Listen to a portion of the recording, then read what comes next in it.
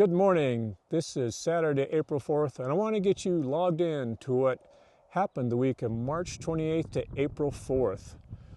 First of all, on Saturday, the 28th, was our Defend Our Democracy rally in Lewistown on the Fergus County Courthouse steps.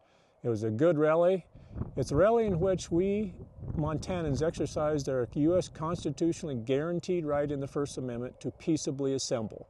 And it was a peaceable assembly.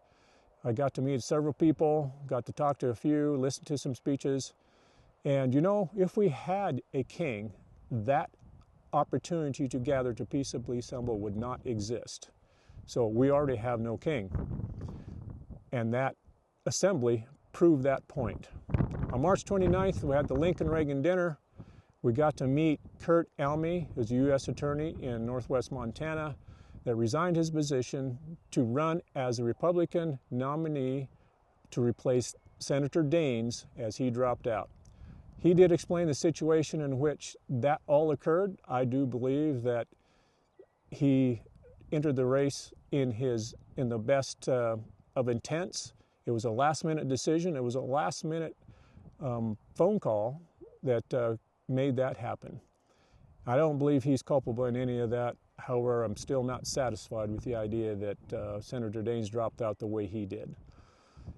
Also, on Monday, we had a classmate of mine who turned 64 on Monday the 30th, was his funeral. He passed away the week before. He worked at the Lewistown Livestock for Kyle Shobe, and he didn't show up to work, and he had passed away. So it's a sad time for the family, sad time for the community, and heart goes out to them. It was a bad deal. On Tuesday, March 31st, I ended up taking my dad down to Billings. He ended up in the emergency room, so he spent 3 nights down there in Billings, and so I missed the Tuesday night Sentinel Project briefing. You know, families first. However, I'm going to get briefed up on what happened at the Sentinel Project briefing, and also Deb Hill put a piece in the paper about it for the Saturday edition, and it's a good piece. I'm going to go study it some more. And I want to put a shameless plug out for the Lewistown News-Argus. I believe that's a great local newspaper. We get local news. We don't get the national garbage. We get some things that we might think we might not want to read, but there's a lot of things in there that are important for the community. So if you don't get the Lewistown newspaper, either in physical or electronic format, you should probably consider it. I think it's a good thing. And Wednesday, April 1st, I got a number of calls just all of a sudden about H-2A visa migrant farm workers not showing up because there's a big backlog in that system in the countries in which they come from. So we got our congressional delegation engaged, Troy Downing's office, Senator Daines' office, and also Senator Sheehy. They all responded. This is a problem that should have been corrected at the D.C. level long ago. And as you know, there's things going on back in Washington that doesn't please any of us, and unfortunately this is one of those things that's wrapped up in what's going on over there.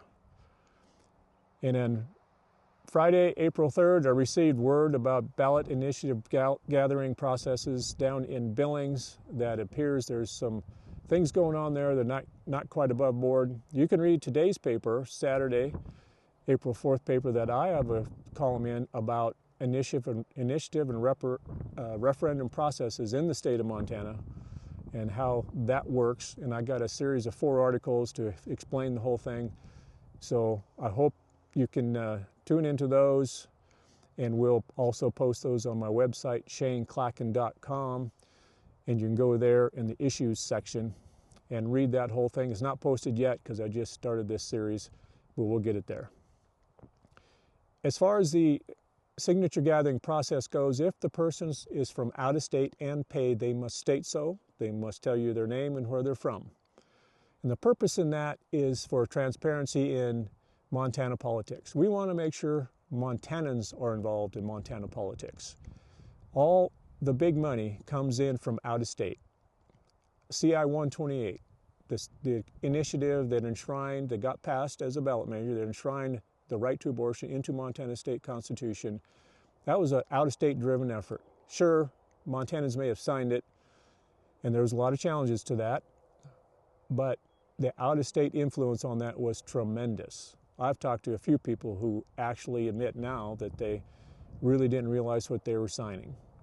And we want to keep that out of Montana politics. We want Montanans running Montana politics.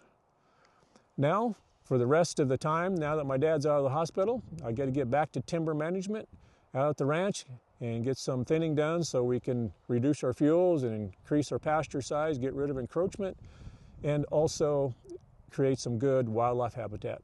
So until next time, thank you for watching. Go to my website, ShaneClacken.com, and also follow me on Facebook, X, Instagram, and YouTube, and TikTok.